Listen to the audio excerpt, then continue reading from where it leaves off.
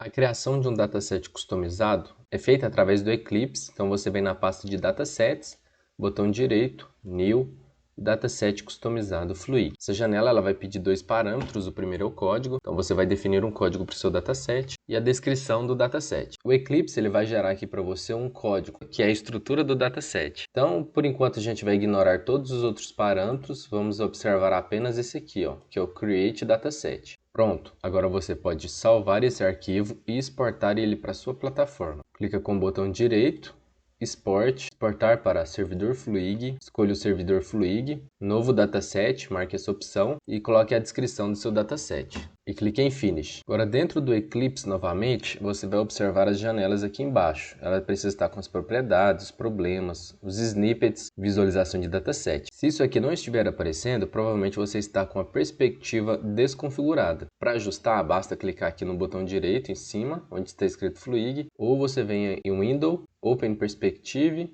Other, marca aqui a opção Fluig e clique em OK. Se tiver desconfigurado também, outra opção que você pode fazer é resetar a perspectiva Fluig, que é aqui um Window, Reset Perspective. Então aqui na opção Visualização de Dataset, você vai vir aqui em Consultar Dataset, vai escolher o servidor, vai digitar aqui o nome do dataset e clique em Finish. Bom, o Fluig ele retornou um erro. Erro ao recuperar os dados do dataset. Retorno de dataset inválido. Verifique a sua implementação. Isso acontece porque a função createDataset espera um retorno.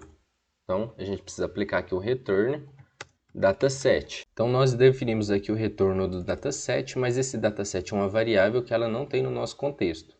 Então, para isso, eu vou criar aqui uma instância de um objeto, né, para ele poder retornar a estrutura que essa função createDataset ela espera. Então, para isso, basta você clicar com o botão Ctrl espaço. Se o seu Eclipse estiver configurado, ele tem que aparecer essas opções aqui, ó.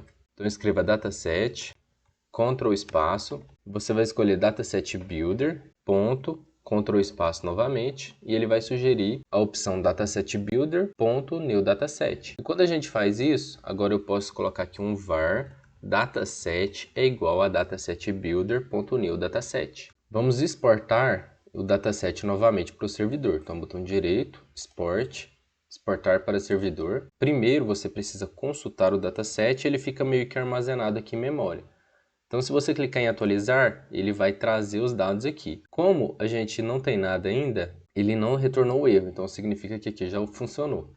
Então, para facilitar um pouco o entendimento, então eu fiz aqui uma tabela.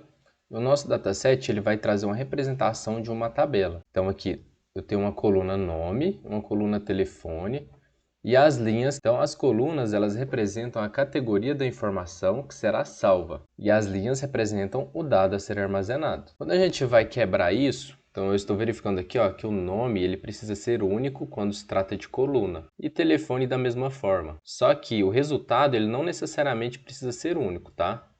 No caso a linha, é interessante que a linha, que é o conjunto de todos os dados, sejam únicos, mas não necessariamente que somente a coluna nome ela não possa se repetir, no caso das linhas. Então vamos incluir aqui um campo chamado sequência, mas esse campo a gente não vai adicionar no dataset.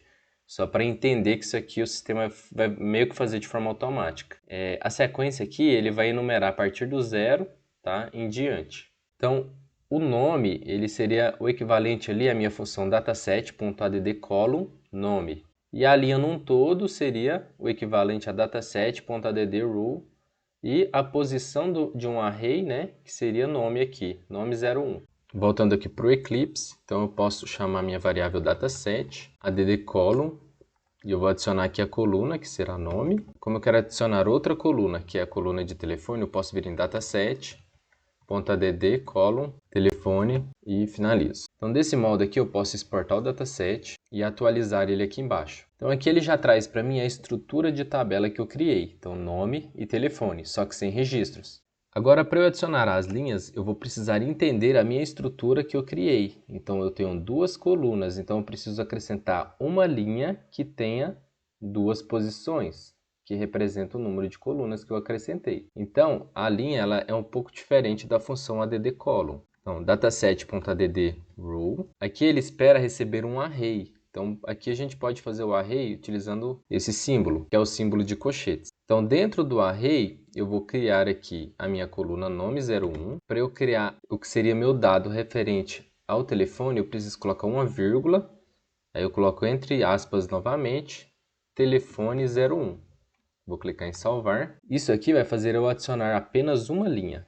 Então eu vou exportar esse dataset, eu vou atualizar, e ele vai retornar para mim aqui o nome 01, que é referente à coluna nome, e o telefone 01 referente à coluna telefone. Então eu vou adicionar agora outra linha. Então copiar ela, eu vou colar, e vou trocar aqui o 01 para 02. Então vou salvar e exportar novamente. Quando eu clico em atualizar, ele vai retornar para mim agora a nova linha que eu criei. Para facilitar um pouco mais o entendimento, eu dupliquei as linhas até a número 8, salvei o dataset, agora vou exportar ele novamente. E quando eu clicar em atualizar, ele vai trazer para mim todas as linhas aqui.